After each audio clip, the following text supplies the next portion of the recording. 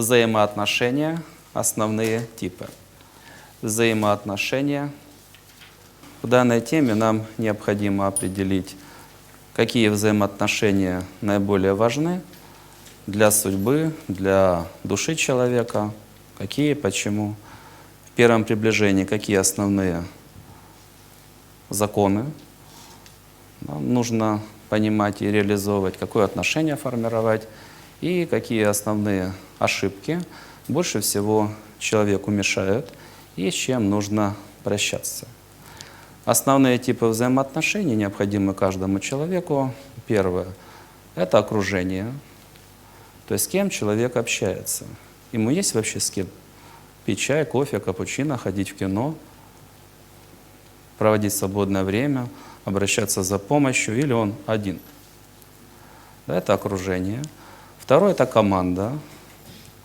Если нет команды, к успеху идти практически нереально. Это основа успеха в жизни, если у человека есть значимые цели.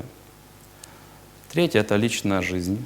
Важна для всех, но каждый ее воспринимает по-своему.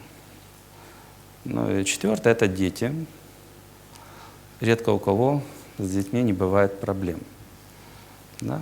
И понятно, что эта тема также всех волнует. И по детям. Одно из ключевых, что бы вы ни делали, они все равно будут похожи на вас. Поэтому будьте достойнейшим примером.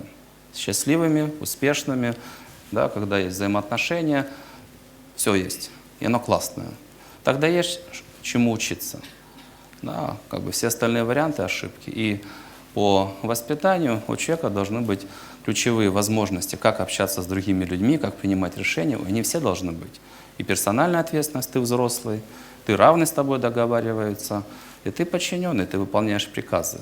Если человека лишить этих ролей, все остальные роли сломать, оставить одну, ему тяжело. Он неудачник в большинстве случаев.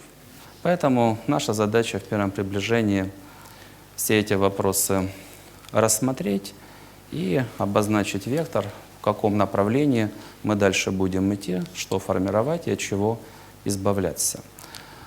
Насколько эти темы востребованы, насколько необходимы адекватные представления по этому поводу, но опять же статистика она нерадостная. По окружению порядка 80% людей, там, в каждой стране по-своему, но плюс-минус, чувствуют себя, к сожалению, одиноко, им не с кем общаться. Они не нашли того круга людей, которым они интересны и необходимы. Да?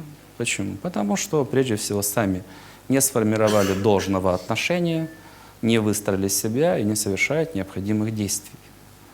Да? 80% людей не понимают, а как же с друзьями отношения выстраивать? Да? По команде одна из причин, почему то или иное мероприятие терпит неудачу, это, опять же, команда, взаимоотношения. В любой системе самое слабое звено – это человек. Человек, который подводит. И если человек не научился выстраивать соответствующие отношения, взаимодействие в команде, то команда распадается, она не мотивирована, не воодушевлена, не горит, не сражается и так далее. Она проигрывает, она разваливается. Поэтому это отдельное искусство, как формировать команду, способную побеждать. Это должна быть команда с отношениями даже гораздо сильнее, чем дружба. Здесь нужно сражаться за победу и обходить своих конкурентов и побеждать, а не просто проводить время и слегка помогать, когда есть возможность. Это дольше времени, команда работает, 8 часов в день плюс-минус, дольше времени и приоритет дело, польза, победа. И если человек на это не настроен, он не готов сражаться за победу, он лишний в команде. По личной жизни, опять же, большая часть брака распадается в течение первого года. Большинство преступлений происходит между близкими. Муж, жена, родственники. К сожалению. С детьми тоже не все, слава Богу. Да? Поэтому нам нужно в первом приближении все эти вопросы рассмотреть, по крайней мере, понять. Это объемная тема, это сложная тема. Итог зависит от того, каким является человек. Все его составляющие, знания, отношения, цели и так далее, то, что мы с вами говорили. В данном случае в каждом типе на первое место выходят те или иные требования, те или иные положения.